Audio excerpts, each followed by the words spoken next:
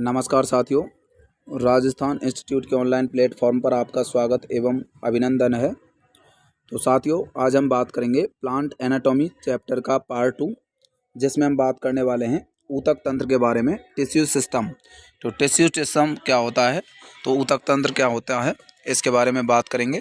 तो ऊतक तंत्र या फिर टिश्यू सिस्टम इसे हम बोलते हैं, तो इसके बारे में बात करते हैं। चलिए, अब तक जो है विभिन्न प्रकार के ऊतकों के बारे में तथा उनमें स्थित कोशिकाओं के प्रकार के आधार पर चर्चा कर रहे थे।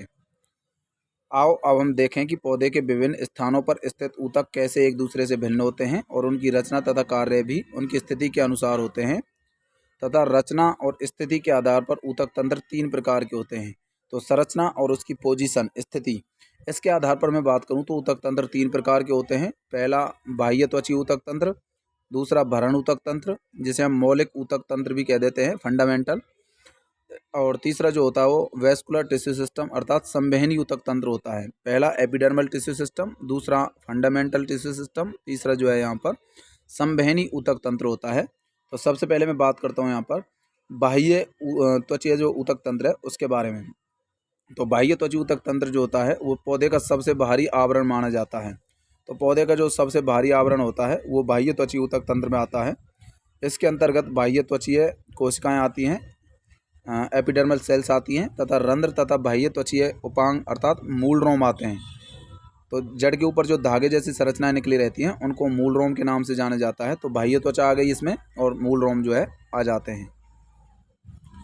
बाह्य त्वचा पौधे के भागों की बाहरी त्वचा मानी जाती है। बाहर की जो त्वचा होती है एपिडर्मिस, उसको जो है बाह्य त्वचा बोलते हैं हम।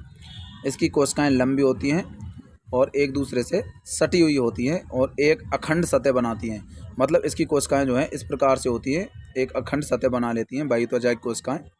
उनमें बीच में जो है रुकावट नहीं होता, ऐसा नहीं होता है कि ऐसे फिर ऐसे, ये बिल्कुल गलत हो जाएगा। इनकी कोशिकाएं बिल्कुल टच होती है, इस प्रकार अखंड सतह बनाती हैं। बाह्य त्वचा प्राय एकल सतह वाली होती है अर्थात एक लेयर पाई जाती है इसके ऊपर।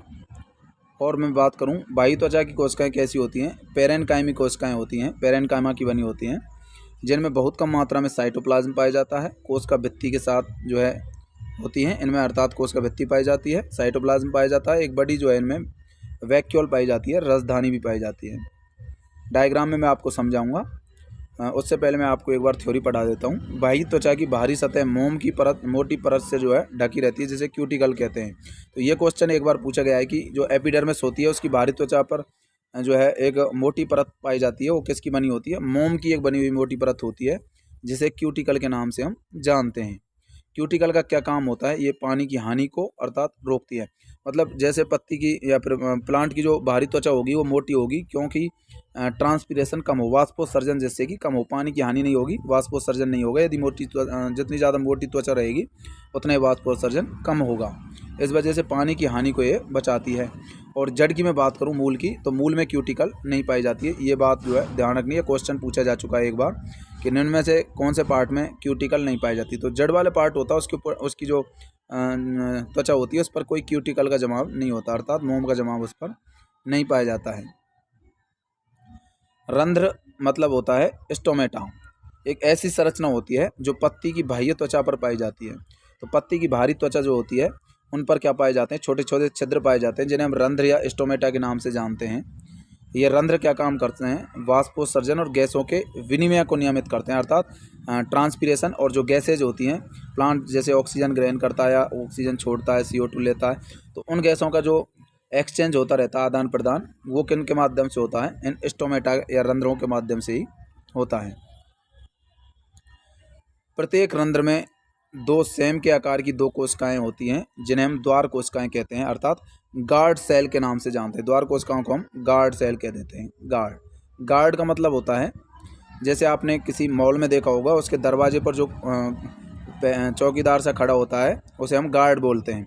तो गार्ड जो होते हैं इसमें भी होते हैं, रंध्रों के मैं बात करूँ मैं पत्तियों की, तो प्रत्येक रंध्र में 2 सेम के आकार की जो 2 कोशिकाएं पाई जाती हैं। सेम मतलब होता है जो दाल होती है, एक सेम जो है, एक दाल जैसी संरचना है। सेम की दाल जो होती है वो सेम जो है अर्थात दाल जैसी संरचना होती है, इस प्रकार से।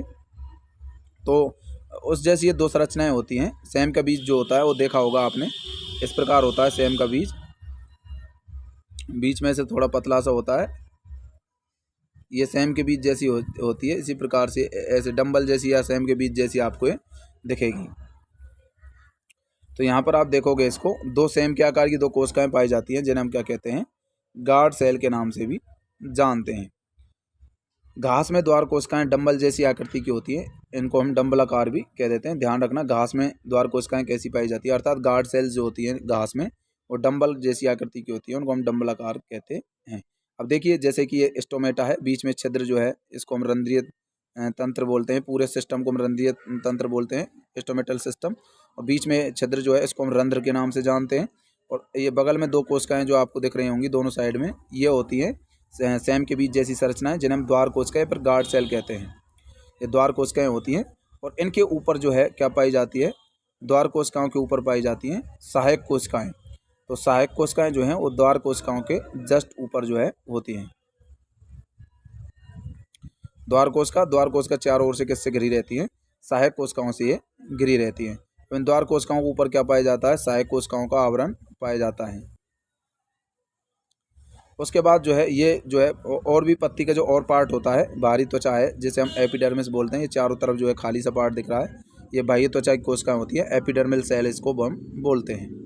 तो अब आपको समझ में आ गया होगा कि रंध्र एक ऐसी संरचना है जो पत्तियों की बाह्य त्वचा पर पाई जाती है। रंध्र बाष्पोत्सर्जन और गैसों के विनिमय को नियमित करते हैं। ये क्वेश्चन पूछा जा चुका है कि रंध्रों का क्या काम है।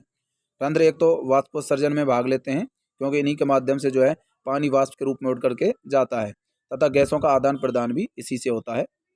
और रंध्र जो होते हैं सेम के आकार की दो कोशिकाएं होती हैं जिन्हें हम द्वार कोशिकाओं के नाम से जानते हैं। तो रंध्र में क्या पाई जाती है, दो सेम के बीच के समान कोशिकाएं होती हैं जिन्हें हम द्वार कोशिकाएं कहते हैं। घास में द्वार कोशिकाएं डंबल जैसी आकृति की होती हैं जिन्हें हम डंबलाकार कहते हैं। द्वार कोशिका की बाहरी जो भित्ति होती है वो पतली होती है और आंतरिक भित्ति थोड़ी सी मोटी होती है, ये बात ध्यान रखना है। तो बाहरी भित्ति कैसी होती है गार्ड सेल की, गार्ड सेल जो होती है इनकी बाहरी भित्ति जो होती है, बाहर से देखेंगे तो ये पतली लगती है, लेकिन अंदर की परत जो होती है वो बहुत ज़्यादा मोटी होती है। ठीक है, तो द्वार कोशिकाओं की बाहरी परत जो है पतली और अंतर की जो परत होती है वो मोटी होती है। ये क्वेश्चन भी पूछा जा चुका है कि बाहरी परत पतली, भीतरी परत मोटी, भीतरी परत पतली, बाहरी परत मोटी, इस प्रकार क्वेश्चन बन जाता है। तो इस वजह से आपको ध्यान रखना है कि द्वार कोशिकाओं की बाहरी जो परत होगी, बाहर से देखेंगे तो पतली दिखती है और अंदर से जो है ये बहुत ज़्यादा मोटी होती है।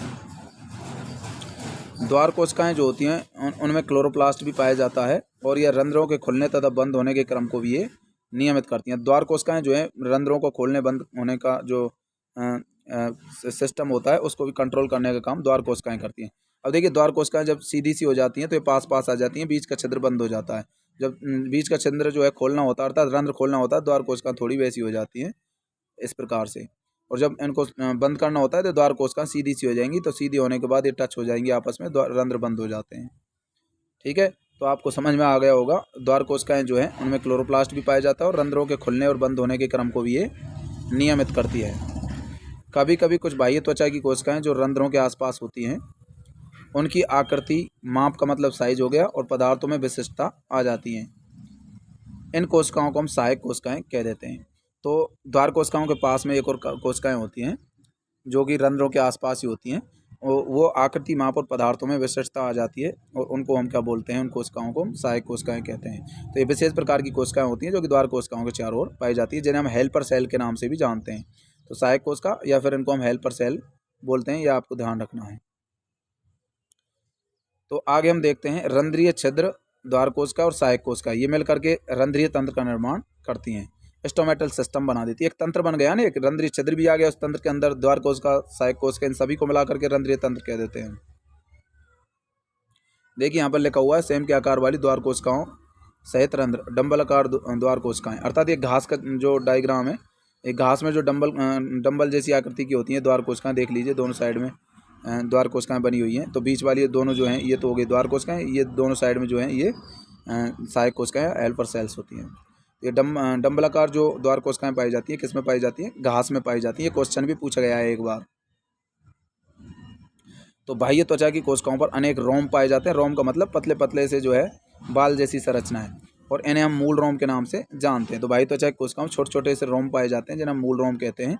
ये बाह्य त्वचा की कोशिकाओं का एक कोशिकीय दीर्घीकरण स्वरूप होती है, एक कोशिकीय होती हैं ये, और जो कि जल और खनिज तत्वों के अवशोषण में ये सहायता निभाते हैं। तो मूल रोम क्या करते हैं, जल और खनिज लवण, जाइलम जब जल और खनिज लवण का अवशोषण करता है तो इन मूल रोम की सहायता से ही करता है, ठीक है, क्योंकि जड़ के ऊपर लगे होते हैं मूल रोम और जल और खनिज लवण को अवशोषित करते हैं। अवशोषित करने के पश्चात तने में भेजते हैं।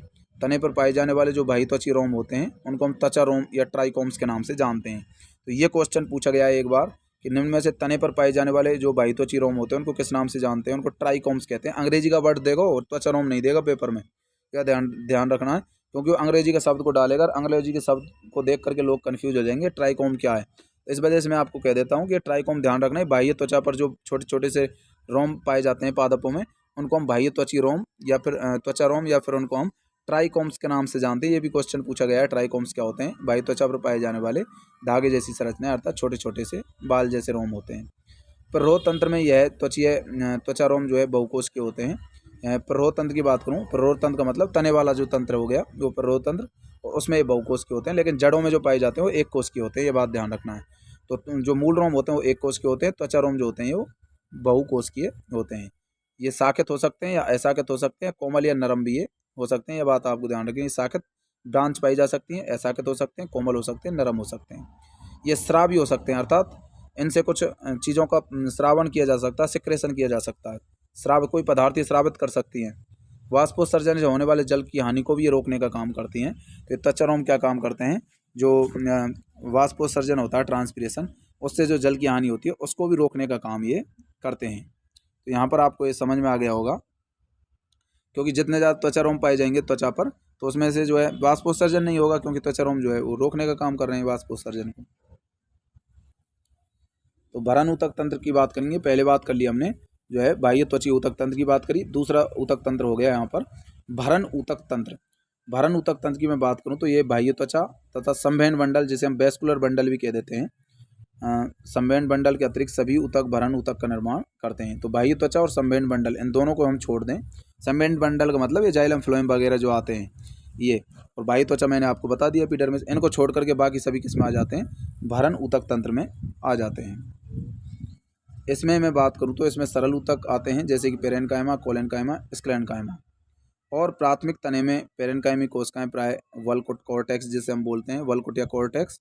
उसके बाद में बात करूँ यहाँ पर परिरम जिसे पेरिसाइकिल बोल देते हैं, पिथ हो गया यहाँ पर, इसको मज्जा बोलते हैं, तथा मज्जाकरण भी जो है इसमें पिथरेज भी होती है। मज्जाकरण का मतलब होता है पिथरेज, पिथरेज भी इनको हम बोलते हैं। तो ये बात आपको ध्यान रखना है। तो यहाँ पर अंग्रेजी के नाम ध्यान रखना है, कॉर्टेक्स या वल्कुट कह देते हैं, परिरम को पेरिसाइकिल, पिथ को मज्जा कह देते हैं, और मज्जाकरणों को पिथरेज के नाम से भी हम जानते हैं। पत्तियों में भरण ऊतक वाली भरण ऊतक जो है पतली भित्ति वाले तथा क्लोरोप्लास्ट युक्त होते हैं, और इसे पर्णमध्य या मीजोफिल के नाम से हम जानते हैं। तो पत्तियां जो होती हैं लीव्स, उन लीव्स की मैं बात करूं तो लीफ में जो भरण ऊतक होते हैं वो पतली भित्ति वाले होते हैं, और उन पर क्लोरोप्लास्ट भी पाया जाता है, और उनको हम मीजोफिल के नाम से जानते हैं। उनको पर्णमध्योतक कहते हैं। पर्णमध्योतक का मतलब पत्ती पर पाए जाने वाले, पर्ण का मतलब हो गया पत्ती, और मध्योतक को हम बोल देते हैं मीजोफिल। तो ये क्या होते हैं, पत्ती पर पाए जाने वाले जो है ऊतक जो होते हैं वो मीजोफिल के नाम से जाने जाते हैं। तो ये पत्तियों पर पाए जाने वाले होते हैं, और ये पतली जो है परत वाले होते हैं, और इन पर क्लोरोप्लास्ट भी पाया जाता है। तो यहाँ पर आपको समझ में आ गया होगा यहाँ पर कि जो है भरण ऊतक तंत्र में कौन कौन आते हैं। सरल ऊतक आ जाते हैं, पेरेनकाइमा, कोलेनकाइमा, स्क्लेरेनकाइमा। उसके पश्चात जो है पेरेनकाइमा की कोशिकाएं वल्कुट, कॉर्टेक्स, पेरिरम, पिथ और पिथरेज आ गया, और मीजोफिल कोशिकाएं भी इसी के अंदर आ गई हैं। अब मैं यहाँ पर बात करता हूँ, तीसरा ऊतक तंत्र है यहाँ पर संवहनी ऊतक तंत्र। संवहनी ऊतक तंत्र की मैं बात करूँ तो संवहनी ऊतक तंत्र में जटिल ऊतक आ जाते हैं, कॉम्प्लेक्स टिश्यू, उसके बाद जाइलम फ्लोएम आ जाते हैं। तो ये सभी जो होते हैं संवहनी जो तंत्र होता है वो संवहनी ऊतक तंत्र के अंदर आते हैं। तो यहाँ पर आप समझ गए होंगे, संवहनी ऊतक तंत्र में जटिल ऊतक आ गए, जाइलम फ्लोएम यहाँ पर आ जाते हैं। जाइलम तथा फ्लोएम दोनों मिलकर के संवहन बंडल का निर्माण करते हैं, अर्थात जाइलम फ्लोएम से ही किसका निर्माण होता है, वेस्कुलर बंडल का निर्माण होता है। द्विबीजपत्री पादप जो होते हैं डाइकोट प्लांट, उनमें जाइलम फ्लोएम के बीच में क्या पाया जाता है, कैम्बियम पाया जाता है। जाइलम फिर फ्लोएम और बीच में क्या पाया जाता है, कैम्बियम पाया जाता है। तो ये बात ध्यान रखना है, द्विबीजपत्री पादप जो होते हैं उनमें जाइलम फ्लोएम के बीच में भी कैम्बियम जो है होता है, जबकि ऐसे संवहनी मंडल जिनमें कैम्बियम होता है और वे लगातार द्वितीयक जाइलम और द्वितीयक फ्लोएम का निर्माण करते हैं, उसे हम क्या कहते हैं? खुला संवहन मंडल कहते हैं। तो मतलब ऐसे संवहनी मंडल जिनमें बीच में कैम्बियम पाया जाएगा तो उसे हम खुला संवहन मंडल कहेंगे। जबकि एक बीजपत्री पादप जो होते हैं उनमें कैम्बियम नहीं पाया जाता बीच में, अर्थात वो बंद संवहन मंडल कहलाते हैं, अर्थात वो द्वितीयक ऊतक नहीं बनाएंगे, अर्थात द्वितीयक वृद्धि नहीं करेंगे।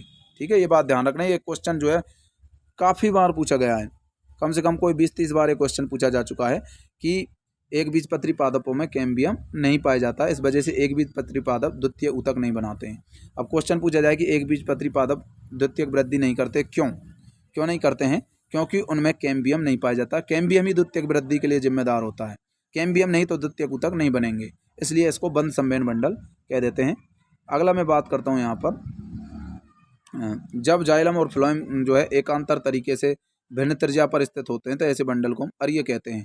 जब जाइलम और फ्लोएम जो होते हैं एक भिन्न त्रिज्या पर, अर्थात रेडियल होते हैं, रेडियल का मतलब त्रिज्यीय होते हैं, एक त्रिज्या में बिछे होते हैं, तो उस बंडल को हम कहते हैं अरीय। जब जाइलम फ्लोएम जो है एक दूसरे से जो है एक त्रिज्यीय रूप में होते हैं तो उसको हम त्रिज्यीय नाक बोल करके अरीय बोल देते हैं। ध्यान रखना, अरीय वैस्कुलर बंडल उसको बोलते हैं, रेडियल। अरीय को बोलते हैं हम रेडियल, अंग्रेजी में बोला जाता है इसको रेडियल वैस्कुलर बंडल, जो कि जड़ में पाया जाता है। तो ये पूछा जाएगा अरीय वैस्कुलर बंडल कहाँ पाया जाता है? ये जड़ में पाया जाता है। और बंद संवहन बंडल किस में पाया जाता है? एक बीजपत्री पादपों में। बंद पाया जाता है एक बीजपत्री पादपों में, खुला संवहन बंडल पाया जाता है द्विबीजपत्री पादपों में। खुला द्विबीजपत्री और एक बीजपत्री बंद संवहन बंडल। संयुक्त बंडल में जो है, और अरीय संवहन बंडल किसमें था? मूल में पाया जा रहा था। संयुक्त बंडल में जो है जाइलम और फ्लोएम एक ही त्रिज्या पर स्थित होते हैं, जैसे कि तने में और पत्तियों में। संयुक्त संवहन बंडल में प्राय फ्लोएम जाइलम के बाहर की ओर स्थित होता है। फ्लोएम जो होता है इसमें जाइलम के बाहर की साइड की ओर स्थित होता है, तो इसे हम संयुक्त संवहन बंडल कह देते हैं, जिसमें जाइलम और फ्लोएम एक ही त्रिज्या पर स्थित होते हैं, जैसे कि तना और पत्ती। तो अब मैं आपको बता देता हूँ, पहला वाला जो प्रकार है वो अरीय संवहन बंडल का, दूसरा संयुक्त बंद का है और तीसरा जो है संयुक्त खुले का है। अब मैं बात करता हूँ सबसे पहले यहाँ पर जो त्रिज्यीय संवहन मंडल या अरीय संवहन मंडल जो होते हैं। अरीय में देखिए यहाँ पर एक जाइलम एक फ्लोएम, जाइलम फिर बीच में यहाँ पर फ्लोएम, फिर जाइलम फिर phloem, xylem phloem, xylem phloem, मतलब एक त्रिज्यीय रूप में स्थित होते हैं। देखिए ये फ्लोएम, ये जाइलम, ये फ्लोएम, ये जाइलम, इस प्रकार एक त्रिज्यीय रूप में चारों तरफ होते हैं। इस प्रकार के संवहन मंडल को हम अरीय संवहन मंडल कह देते हैं। अब दूसरे प्रकार की मैं यहाँ पर बात कर देता हूँ। देखिए दूसरा जो होता है यहाँ पर, वो दूसरा प्रकार है किसका? संयुक्त बंद का। तो बंद संवहन मंडल एक बीजपत्री पादपों में पाए जाते हैं। तो ये जो है इनमें बीच में देखोगे आप यहाँ पर कैम्बियम नहीं पाई जाती है। ये फ्लोएम, इधर ऊपर वाला फ्लोएम हो गया ये वाला पार्ट, और नीचे वाला जो हो गया ये जाइलम वाला पार्ट हो गया। तो नीचे वाला हो गया जाइलम, ऊपर वाला हो गया फ्लोएम। तो ये इसको बोलते हैं हम संयुक्त संवहन मंडल। ठीक है, उसके बाद मैं बात करता हूँ यहाँ पर तीसरा प्रकार संयुक्त खुला संवहन मंडल। अब देखिए ये डायग्राम आपको एक जैसे लग रहे हैं, लेकिन इसमें थोड़ी मिस्टेक हो चुकी है। बीच में यहाँ पर कैम्बियम है, इस प्रकार एक संरचना बना लेनी है आपको, बीच में भी एक, उसको कैम्बियम बोलते हैं। तो खुला संवहन मंडल जो है इसमें कैम्बियम पाया जाता है, बीच में द्विबीजपत्री पादपों में पाया जाता है, इसलिए द्विबीजपत्री पादपों में द्वितीयक वृद्धि होती है, जबकि एक बीजपत्री पादपों में द्वितीयक वृद्धि नहीं होती, क्योंकि बीच में उसमें कैम्बियम नहीं था। और इसमें जो है बीच में कैम्बियम होता है। यहाँ पर ये चित्र जो है गलत है एकदम, तो इसमें आप संशोधन कर लें, बीच में कैम्बियम बना दें, इस प्रकार ऐसी बना लें एक संरचना, बीच में 2 लाइन सी खींच दें ऐसी, उनको कैम्बियम बोलेंगे हम। ठीक है, इस प्रकार यहाँ पर जो है ऐसे मैंने बना दिए बीच में, तो इसको कैम्बियम बोलूँगा। तो जो है द्विबीजपत्री पादपों में द्वितीयक वृद्धि पाई जाती है, क्योंकि द्विबीजपत्री पादपों के बीच में क्या पाया जाता है? फ्लोएम और फ्लोएम, ऊपर वाला फ्लोएम नीचे वाला जाइलम, बीच में कैम्बियम। ये लिखा हुआ है ना यहाँ पर कैम्बियम, लिखा तो हुआ है यहाँ पर, लेकिन बीच में लाइन जो है नहीं बनाई गई है, तो यहाँ बीच में एक लाइन सी बना लीजिए, तो इसको हम कैम्बियम बोल देंगे। जबकि उसमें जो है जाइलम, ऊपर वाला फ्लोएम नीचे जाइलम था, इसमें बंद संवहन मंडल में ऊपर वाला जो था बंद संवहन मंडल था, जो कि एक बीजपत्री पादपों में होता है, उसमें कैम्बियम नहीं है। जिसमें कैम्बियम दिखा रखी है वो ध्यान रखना है आपको, वो कैसा संवहन मंडल है? वो है यहाँ पर खुला संवहन मंडल। खुला क्यों होगा? क्योंकि यहाँ पर बीच में कैम्बियम है, कैम्बियम है तो द्वितीयक वृद्धि के लिए जिम्मेदार होगी। ठीक है, तो ये कैम्बियम हो गया बीच में, और कैम्बियम जो है द्वितीयक वृद्धि के लिए जिम्मेदार होता है। तो ये क्वेश्चन पूछा गया है कि द्वितीयक वृद्धि कौन से पादपों में पाई जाती है, एक बीजपत्री या द्विबीजपत्री? द्वितीयक वृद्धि होगी द्विबीजपत्री, द्वितीयक मतलब द्वि। ठीक है भाई, द्वितीयक वृद्धि द्वितीयक वृद्धि जो होती है वो द्विबीजपत्री में होती है। देखिए यहाँ पर भी द्वि है और द्विबीजपत्री पादपों में भी द्वि है। ठीक है, तो द्वि से द्वि ध्यान रखना, द्विबीजपत्री द्वितीयक वृद्धि। अब यहाँ पर मैं बात करूँगा द्विबीजपत्री तथा एकबीजपत्री पादपों के शरीर के बारे में। तो द्विबीजपत्री पादप और जो एकबीजपत्री पादप होते हैं उनके शरीर की संरचनाएं कैसी होती हैं। तो सबसे पहले यहाँ पर मैं बात की जाएगी द्विबीजपत्री पादपों की, उसके बाद मैं बात करूँगा यहाँ पर एकबीजपत्री पादपों की। तो सबसे पहले मैं आपको बता देता हूँ यहाँ पर जो द्विबीजपत्री पादप होते हैं उनके बारे में। तो द्विबीजपत्री जो पादप होते हैं उनके बारे में भी बात करूँगा और दोबारा फिर एकबीजपत्री पादप। तो साथियों, आज का वीडियो जो है यहीं पर पॉज करते हैं और नेक्स्ट डे जो है नेक्स्ट वीडियो जो है आपको मिल जाएगा। तो इसका पार्ट 3 में जो है मैं इनको पढ़ा दूंगा, द्विबीजपत्री पादप, एकबीजपत्री पादप, उसके बाद फिर द्वितीयक वृद्धि। 1-2 दिन के अंदर मैं इस चैप्टर को कंप्लीट कराने वाला हूँ। धन्यवाद।